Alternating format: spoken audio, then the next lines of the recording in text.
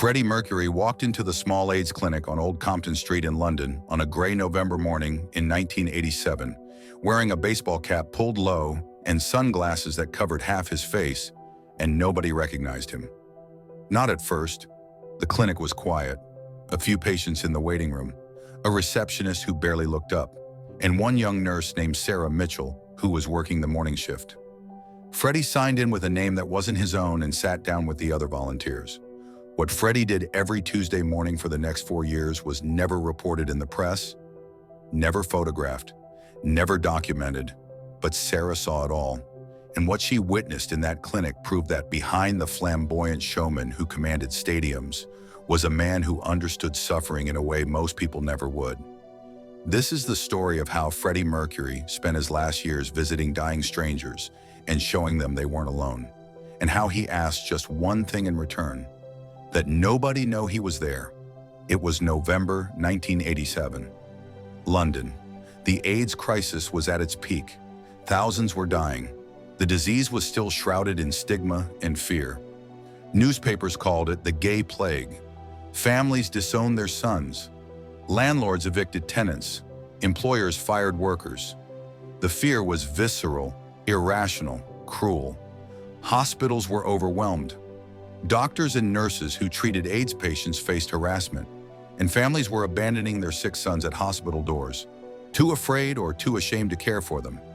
Small clinics like the one on Old Compton Street in Soho were trying to provide care to people the rest of the world had forgotten. The clinic was run by a charity, underfunded, understaffed, operating on donations and desperation. They relied on volunteers, people brave enough or compassionate enough to sit with patients nobody else would touch, to talk to them, hold their hands, make them feel human in a world that had decided they were disposable. Freddie Mercury was 41 years old. Queen had just finished the Magic Tour in 1986, their biggest tour ever, sold out stadiums across Europe, Wembley Stadium, Nebworth, 120,000 people at a time watching Freddie command a stage like nobody else could. That voice, that presence, that ability to make 80,000 people sing in unison with a single gesture. But by November 1987, Freddie knew something the world didn't. He'd been diagnosed HIV positive earlier that year. The doctors had been clear. There was no cure, no treatment that could stop it, just medications that might slow it down. It was just a matter of time, maybe 5 years, maybe less. Freddie had kept the diagnosis secret, told only a handful of people, his closest friends, his partner Jim. He couldn't tell the world, not yet. The stigma would destroy everything. The tabloids would crucify him. Queen's music would be boycotted. His privacy would be obliterated. Freddie could have disappeared, could have hidden away in his mansion, could have spent his remaining time in privacy and comfort. But that wasn't who Freddie was. He'd grown up as an outsider, a Parsi kid from Zanzibar, gay in a world that hated gay people, different in every way that mattered. And now he was watching young men die from a disease that was being ignored because of who they loved. Freddie couldn't sit by and do nothing. He'd heard about the clinic through a friend, a small place in Soho where volunteers would come and spend time with AIDS patients. Most patients had been abandoned by their families, rejected by society. They were dying alone. Freddie asked if he could volunteer. The coordinator said yes. Didn't ask questions, didn't ask for credentials. They needed help desperately. If someone was willing to sit with dying patients, they were welcome. That first Tuesday morning, Freddie showed up in disguise. Baseball cap, sunglasses, regular clothes, no flash, no glamour. Just a man who wanted to help. Sarah Mitchell was working that morning. She was 24 years old, fresh out of nursing school, working at the clinic because she believed everyone deserved dignity in death regardless of how they'd lived. She saw Freddie sign in, saw him sit with the other volunteers for the orientation. His name tag said Fred. She didn't recognize him. Why would she? The man sitting in that plastic chair in jeans and a sweater looked nothing like Freddie Mercury in a white tank top commanding Wembley Stadium. The coordinator explained the rules. You sit with patients, you talk to them if they want to talk, you listen if they want to share, you read to them if they want to be read to. You hold their hand if they reach for yours. You just be present. You don't judge. You don't preach. You don't promise miracles. You just show them they matter, that they're not forgotten, that someone cares enough to sit with them while they die. Freddie nodded through all of it. His face was serious, focused. Then he was assigned to a patient, a young man named Michael, 28 years old, Kaposi's sarcoma covering his face and arms in purple lesions. Thin as a skeleton, eyes sunken, breathing labored, dying. Michael had been in the clinic for 3 weeks. His family hadn't visited once. He'd been alone the entire time except for the nurses who checked his vitals and adjusted his medications. Sarah was checking Michael's vitals when Freddie knocked on the door. "Come in." Freddie entered, took off his sunglasses, smiled at Michael. "Hello, I'm Fred. I'm here to keep you company if that's all right." Michael's eyes were sunken, but he managed a small smile. "I'd like that." Freddie sat down in the chair beside the bed. Sarah finished her work and left, but she could hear them talking through the door. Freddie wasn't doing anything special. He was just talking, asking Michael about his life, where he'd grown up, what he'd loved to do. Michael was talking about his cat, how he missed his cat, how his family had taken the cat when they'd stopped visiting. Freddie's voice was gentle. "What was your cat's name?" "Oscar." "That's a good name for a cat." They talked for an hour. When Sarah came back to check on Michael, Freddie was holding his hand. Michael had fallen asleep. Freddie looked up at Sarah and smiled, put his finger to his lips. "Shh." He sat there for another 20 minutes, holding Michael's hand while he slept. When Michael woke up, Freddie said goodbye. "I'll see you next week, Michael." Michael's voice was weak. "You'll come back?" Freddie squeezed his hand. "I'll come back." Freddie came back every Tuesday morning for 4 years. He'd arrive at 9 a.m., sign in as Fred, spend 4 or 5 hours with patients, different patients each week. Some lasted months, some lasted days. Freddie sat with them all, talked to them, held their hands, read to them. Sometimes he'd sing, quietly, just for them. Songs they remembered from their childhood, songs that made them smile.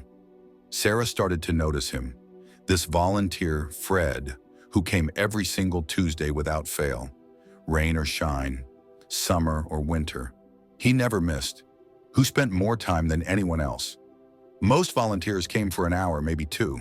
Fred stayed 4, sometimes 5 hours, who seemed to genuinely care about these dying men in a way that went beyond duty or charity, who had this way of making dying men smile even when they had nothing to smile about, who treated them with a tenderness that was rare even among the paid staff. One Tuesday, about 6 months in, Sarah was in a patient's room when she heard singing. Not loud, just soft humming, a melody drifting down the hallway. She followed the sound. It was coming from Michael's room. She stood outside the door and listened. That voice, she knew that voice. Not just the melody, but the timbre, the warmth, the way certain notes resonated. She'd heard that voice on the radio 100 times. She pushed the door open slightly. Freddie was sitting beside Michael's bed, holding his hand, humming "Love of My Life." Michael's eyes were closed, but he was smiling, and Sarah realized, that's Freddie Mercury, the Freddie Mercury from Queen, sitting in this tiny clinic room holding a dying man's hand and humming to him. She didn't say anything, not to him, not to anyone. She just kept working, but she watched him sit with a man named David who was blind and terrified. Freddie described the world outside the window to him, described the trees and the sky and the people walking past, made David smile, watched him sit with a man named James who was delirious with fever. Freddie just held his hand and talked softly until James calmed down. Watched him sit with a teenager named Robert whose parents had disowned him. Freddie talked to Robert about music, about dreams, about how the people who reject you don't deserve you. One Tuesday, about 2 years in, Sarah finally said something. She was checking Freddie's temperature. He'd started getting sick more often. Colds that wouldn't go away. Fatigue. She knew the signs. She said quietly, "Mr. Mercury, you should be resting, not volunteering." Freddie looked at her. The pretense dropped. "You know," it wasn't a question. Sarah nodded. "For a while now." Freddie was quiet for a moment. "Are you going to tell anyone?" Sarah shook her head. No, that's not my business. Freddie's eyes were wet. Thank you. These men need someone who sees them as human, not as headlines. If they knew who I was, it would change everything. Sarah understood. Your secret is safe. From that day on, they had an unspoken understanding.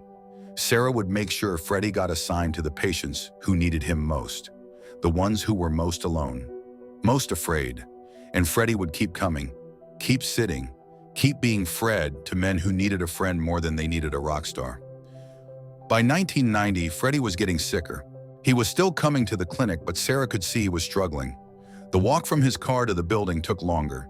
He'd cough through entire conversations. He'd have to rest between patients. But he kept coming, every Tuesday, without fail. In early 1991, Freddie missed a Tuesday for the first time.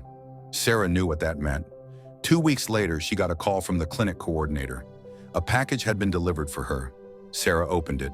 Inside was a letter, Freddie's handwriting. It said, "Dear Sarah, I'm sorry I won't be coming back to the clinic. My time is shorter than I'd hoped, but I wanted to thank you for keeping my secret, for letting me be just Fred." Those men didn't need Freddie Mercury. They needed someone who understood what they were going through, someone who wasn't afraid to touch them, to sit with them, to remind them they mattered. You gave me the gift of being useful when I thought I had nothing left to give. The world will remember me for the music, but I'll remember those Tuesday mornings, those men, the way they smiled when someone just sat with them. That was real.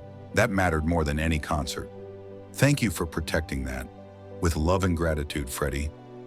Inside the package was also a photograph. Freddie in the clinic, sitting beside a patient, holding his hand, smiling. Sarah had never seen the photo before. She didn't know who'd taken it, but there it was, proof that it had happened, that it had been real. Freddie Mercury died on November 24, 1991. He was 45 years old. The world mourned. The tributes were massive. Concerts, memorials, millions of people celebrating his life. But Sarah mourned privately. She went to the clinic on the Tuesday after he died, sat in the room where he'd spent so many mornings, and cried. She never told anyone about Freddie's visits, not for years.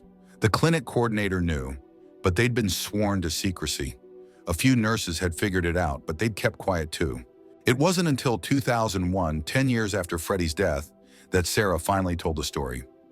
A documentary filmmaker was making a film about AIDS activism. Sarah agreed to be interviewed, and she told them about Fred. The story spread. People were shocked. Freddie Mercury had spent 4 years volunteering at an AIDS clinic in secret. The man who'd commanded stadiums had sat in a small room holding hands with dying strangers. Nobody had known. There were no photos except the one Freddie had left for Sarah. No records, just memories. Stories like this one deserve to be remembered. The moments when legends proved their humanity in silence. The acts of grace done without cameras or applause. If you want to hear more stories about the people who shaped an era, the compassion shown when no one was watching, and the love that changed lives, this channel tells those stories. Because these aren't just tales about famous people. They're lessons about what it means to truly care. One of the men Freddie sat with, a man named Thomas who survived against all odds, was interviewed years later. He said, "I didn't know it was Freddie Mercury. I just knew there was this man named Fred who came every week, who asked about my life, who held my hand when I was terrified, who made me feel like I mattered. When I found out years later who he'd been, I cried, because he could have been anywhere, done anything, but he chose to sit with me, with all of us, not because we could give him anything, but because we needed someone and he was there." That's the Freddie Mercury story that should be told. Not just the showman, not just the voice, not just the legend who died too young, but the man who spent his last years sitting with dying strangers, who disguised himself so they'd see him as human, not as a celebrity, who asked for nothing except that his secret be kept, who understood that the truest measure of a person isn't the applause they receive, but the hands they hold when nobody's watching. Freddie Mercury spent every Tuesday morning for 4 years in a small clinic on Old Compton Street. He sat with men who'd been abandoned by everyone they loved. He talked to them, sang to them, made them feel less alone. And he did it in secret because he understood that they needed a friend, not a rock star. That's not just kindness. That's grace. That's love. And that's why we still remember his name. Not because of what he did on stage, but because of what he did in that clinic when nobody knew he was there.